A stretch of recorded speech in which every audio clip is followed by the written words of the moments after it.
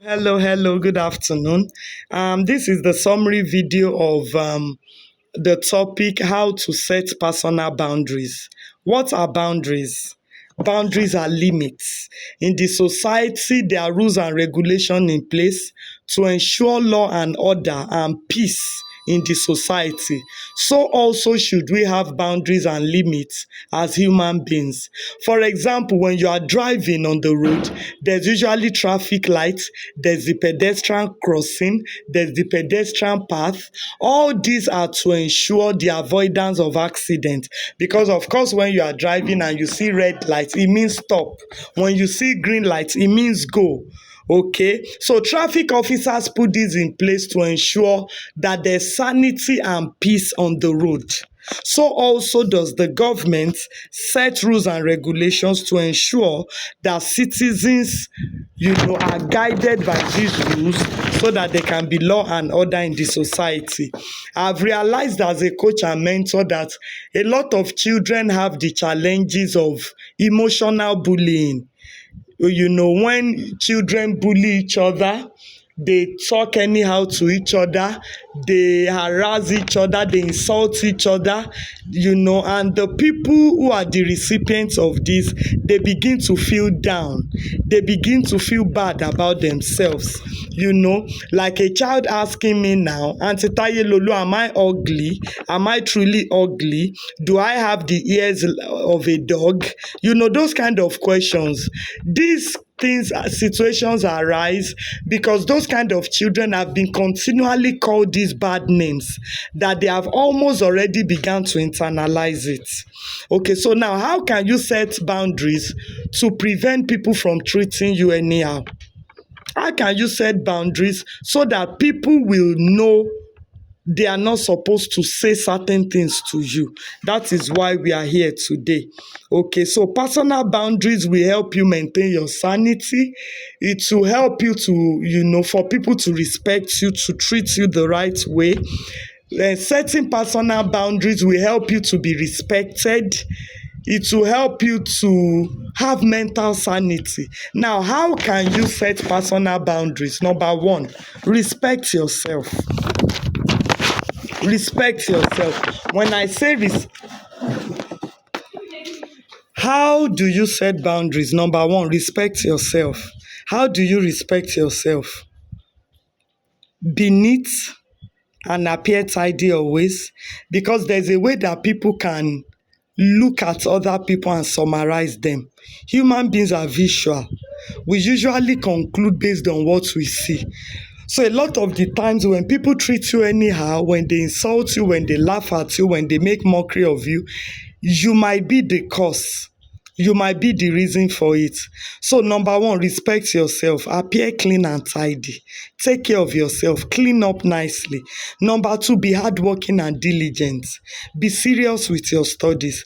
There's a kind of respect people accord to serious people. That when you are a shining light, when you are excellent, people just accord you that respect. It's just like an auto position, a conditioning that people just respect brilliant people. So respect yourself by being serious with your studies, being serious with your academics. Also, don't gossip about other people. Don't laugh at other people. Don't, make mockery of other people. When you do that, it will likely come back to you. So what you cannot take, don't give it to other people. So one of the ways you can respect yourself is becoming who you want to be treated as. You want to be respected, then give respect. Carry yourself also with respect. Okay, number two, have self-control. Don't beg for people's stuff. Don't beg for people's food. Be contented with what you have. That is another way to set boundaries. Okay, number three, I said be diligent and hardworking. Number four, don't cheat. Don't steal. Don't cut corners. When you are caught doing these kind of things, it undermines you. It makes people to look at you as a small person. They don't want to respect you anymore. They don't want to talk with you with dignity. They just treat you anyhow. Okay, so make sure you don't cheat, you don't take what doesn't belong to you, you don't beg for other people's things, you have self-control, then treat other people kindly. Treat people the same way you want to be treated. If you want to be respected, if you want to be respected, you also should respect other people. Okay, another point, be closer to God. When you involve God in your life, it helps you to stand. When you involve God in your life, it makes you to be, to God will direct your path in a way that you won't even come across people that would treat you badly. There's a spiritual dimension to all of these things. Let no day pass you by that you don't pray, that you don't say something to God. It's okay to pray with your family. It's okay that your parents pray with you, but you also must learn to build your own personal prayer life. Build your personal prayer life. Okay, when you involve God, things will likely go well in your life. Another point, choose your friends wisely. If you have friends that joke and laugh at other people a lot, that mock other people, that gossip about other people, one day you will be a recipient of that same treatment. So don't have those kind of friends. Don't have friends who delight in treating other people badly. Don't have friends who delight in mocking people. Don't have friends who delight in ridiculing other people. Make sure you choose your friends wisely so that you won't get that kind of, reward, that kind of consequence as well. Because what you do to other people, what your friends do to other people, you would also receive that treatment soon enough. Number 8, be firm and let people know what you don't like. There are some children that when people laugh at you and make a mockery of you, you just laugh.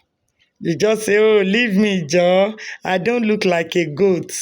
My face is not like charcoal. Leave me alone, Joe." That is not how to resist ill treatment. You give your serious face and you let them know, don't talk to me like that. I don't entertain that kind of talk. Don't you dare talk to me like that. You say it with your serious face and they know you are not joking. Not that they will say you look like a goat and you're, "Oh, leave me alone. I don't look like a goat." Tomorrow they will say worse things. I'm not asking you to fight. I'm not asking you to slap or beat anyone, but talk, use your mouth. Don't say that to me. I won't receive this kind of treatment from you. Don't you ever say that to me again. Never. There's a way you say something and people will know you mean it. Okay, then also number 9, don't reveal intimate things about yourself and your family to your friends. When you fight, they will abuse you with it. When you have misunderstanding, they will insult you with it. For example, let's say you urinate, you wee at home, you are still struggling to stop, and you now tell your best friend in school that I used to urinate at home sometimes. When you are fighting tomorrow or you have a misunderstanding, she will tell the others and they will laugh at you. So let home stay at home and let school be school. Don't share your intimate secrets with anybody. Don't share your family secrets. They will soon mock you with it when the table turns. Okay?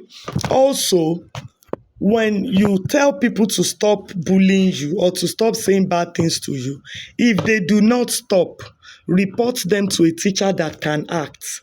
There are 2 types of teachers. The first categories of teachers, they are teachers that usually act. That when you report to them, they will say, "Okay, go and call the person. You, why did you do this? Why do you have to say this?" But there's another category of teachers that they will say, "Go and sit down. You too, what did you do that made somebody to say that to you? You too, what did you do? Go and sit down and busy." So make sure when you are reporting any case like that, you report to a teacher that can act, not a teacher that will ask you to go and sit down. Okay, so bullying is bad. There are 2 classes of bullying: physical bullying and emotional bullying. I realize that emotional bullying has become more common than physical bullying now. That children will abuse each other, they will insult each other, they will speak bad about each other, they will laugh at others, they will recruit other people to mock somebody, and a lot of these things usually affect people. A lot of children are already going into depression. A lot are becoming suicidal. They want to hurt themselves because of what people say to them. So it is high time you begin to set personal boundaries so that people will know how to treat you better. I pray that God will help you in Jesus' name. So, two scriptures for today is 1 Corinthians 6, verse 12. Faith without works is dead. You need to act. Let them know you don't like it. Don't keep quiet. Okay. Number two, 1 Peter 2, verse 9. I'm a royal priesthood. Always remember, you were wonderfully made. You are a royal priesthood. God created you in his image and his likeness. Don't you dare forget that. So the more you remember this, the more you develop thick skin from the insults of people.